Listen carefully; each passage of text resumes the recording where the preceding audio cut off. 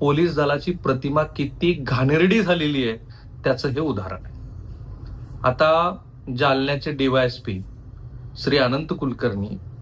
यांनी माझी बायको शोधून द्या अशी अर्थ हाक मारणाऱ्या एका व्यक्तीला पेकाटामध्ये लाथ घातली आणि त्याचं वरून असं समर्थन केलं की तो अन्यायग्रस्त व्यक्ती हा पोलीस स्टेशनमध्ये जाऊन एका महिला कर्मचाऱ्यांच्या समोर किंवा त्यांच्या अंगावरती पेट्रोल, तो त्यांनी जे कुठला ज्वलनशील असलेला पदार्थ स्वतःच्या अंगावरती उडवला होता त्याचे काही ठिपके, काही थेंब त्याच्यावरती जाऊन पडले